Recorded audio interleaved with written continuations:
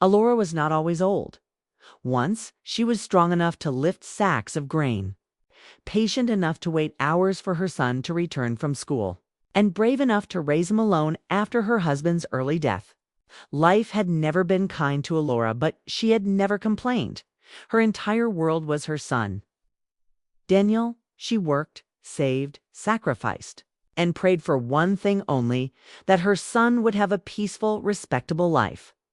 When Daniel grew up, Alora made the biggest decision of her life, his.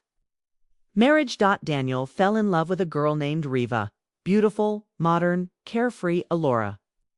Noticed the warning signs immediately. Riva laughed at responsibility. She mocked traditions. She rolled her eyes when elders spoke. Alora tried to speak gently. Marriage needs patience, she told Daniel. Love alone is not enough. But Daniel was blinded. She's modern, Ma, he said. You won't understand. Alora stayed silent. A mother knows when to speak and when silence will hurt less. The marriage happened, and from the very first week, Alora knew she had made a mistake. Riva's behavior changed the house. She slept late, ordered food, left dishes untouched, raised her voice, and Alora became invisible. Why is this house so old-fashioned? Riva complained. Why does she always sit here? That she was Alora, the woman who owned the house. Daniel noticed but ignored it. Adjust a little, Ma, he said. She's new. Alora adjusted. She adjusted when Riva mocked her cooking. She adjusted when Riva insulted her clothes. She adjusted when Riva forbade her from entering the kitchen. Old age doesn't arrive suddenly. It arrives when respect leaves first. One winter morning, Alora collapsed in the bathroom. Her hands shook. Her chest burned. Her vision blurred. Riva stood at the door, annoyed. Why do you create drama? She snapped. People will think we torture you. Daniel rushed her to the hospital, but not with fear. With irritation, the doctor advised rest, care, and emotional support. Riva's response was immediate. This house is not a hospital, she said coldly. She needs professional care. Alora lay on the bed, listening. That night, Riva made the decision. She should go to an old age home. She told Daniel, we need privacy and peace. Daniel hesitated, but not enough. 2 days later, Alora was taken somewhere she had never imagined. She would end her life an old age home. The gate closed behind her with a hollow sound. The room was small. The bed was narrow. The walls were quiet in a way that hurt. Daniel avoided her eyes. Ma? This is temporary, he said. Alora smiled faintly. A mother knows when a lie is permanent. As the car drove away, Alora stood at the window, holding back tears. She had given her youth to her son, and now she had been discarded. But something inside her didn't die that day. Something awakened, not anger, not hatred, but clarity. If they think I am finished, Alora whispered, they don't know what an old woman remembers. The old age home was not cruel, but it was lonely. Rooms full of breathing bodies. And silent souls. Alora sat near the window every morning, watching the road. Not waiting for Daniel, just watching life continue without her. At first, she cried quietly at night, into her pillow, not because of pain in her body, but because of pain in her worth. I gave my whole life to one child, she whispered, and he gave me away like an old chair. One day, Alora met Mrs. Helena, uneducated, sharp-minded old woman abandoned by her rich family. Helena noticed Alora's dignity. You don't belong here, she said directly. Alora smiled sadly. Neither did you. They became friends. Helena had been a lawyer. Once, brilliant, respected, feared, now forgotten. But her mind was still sharp. She listened to Alora's story quietly then. She asked one question. Whose name is the house in? Alora answered softly. Mine. Helena's eyes changed. Helena explained something Alora had never thought about. The house legally belonged to Alora. Daniel had no ownership rights. Riva had zero legal standing. They can throw you out emotionally, Helena said. But not legally. For the first time since being abandoned, Alora felt something powerful. Control.Helena helped. Alora contact a legal aid group. They checked documents. The truth was clear. The house was 100% Alora's property. No transfer. No will. No power of attorney. Everything was still hers. Riva had rushed greedily, but forgot paperwork. A fatal mistake. Back home, Riva lived freely. She changed furniture, sold old items, invited friends, used Alora's room as storage. She treated the house as hers. She told people proudly, "The old woman lives in an old age home." Now, Daniel stayed silent. He had become weak comfort. Is louder than conscience. Alora didn't rush. She didn't cry. She didn't act emotionally. She planned. She transferred small funds, updated documents, reorganized ownership files, prepared legal authority. Helena guided her step by step. "This isn't revenge," Helena said. "This is restoration." One day, Riva received a legal notice. Not dramatic, not threatening. Simple. Formal. Polite. Property verification in progress.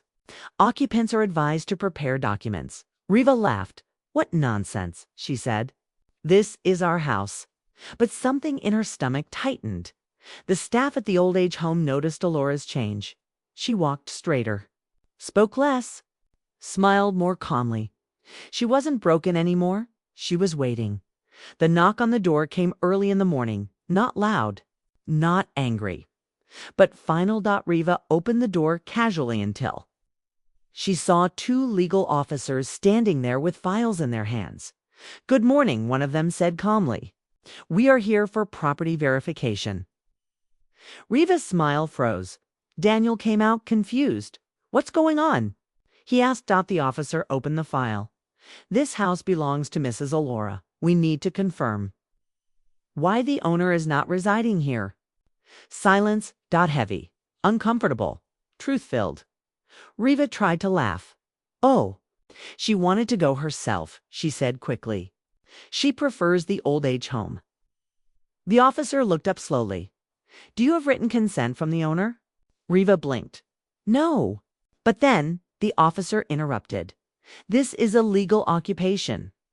Daniel felt his legs weaken. That same evening, a car stopped outside the house. Alora stepped out. Not weak, not crying, straight-backed, dignified, silent. Riva stood in the doorway, shocked. You came back?" she stammered. Alora looked at her not with anger but with clarity. "Yes," she said calmly. "To my home." Daniel rushed forward. "Mother, I didn't mean." Alora raised her hand. "Don't explain," she said. "Listen." Inside the living room, Alora sat on the chair Riva once used. Legal papers lay on the table. She spoke slowly. "You sent me away because I was inconvenient. Because I didn't match your comfort." She looked at Daniel. "I gave you my youth, my health, my savings. And when I needed respect, you chose silence." Daniel's eyes filled with tears. Riva interrupted angrily. "This is drama. You are old. You should be grateful." Alora stood up, and for the first time her voice rose. "I am old," she said firmly, "but I am not powerless." The lawyer read aloud. "The house ownership confirmed under Alora's name, Daniel and Riva, given 30 days to vacate. Any damage or sale of property to be compensated." Driver screamed. "This is my house now." The lawyer replied coldly. "Legally, you are a guest who overstayed." That night, Daniel came to Alora's room. He knelt. "I failed you," he cried. "I forgot who raised me." Alora looked at him silently. Forgiveness was not instant. Love does not erase betrayal. "You didn't fail once," Shiv said quietly. "You failed daily." Daniel bowed his head. Riva packed angrily. She cursed. She blamed. She accused Daniel. "You chose that useless old woman over me." Daniel didn't answer. He had already lost everything. Alora didn't throw them out immediately. She let the law take its course. Because true justice is patient. Because revenge doesn't scream. It waits. The 30 days passed slowly. Riva counted them with anger. Alora counted them with silence. The house felt different now, not hostile.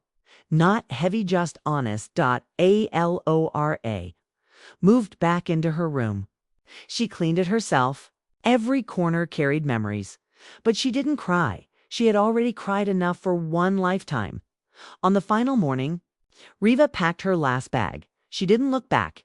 Daniel stood near the door, trembling. "Ma, where will we go?" he asked softly. Alora looked at him with calm eyes. "That," she said, "is a question you should have asked before you sent me away." She opened the door. They left.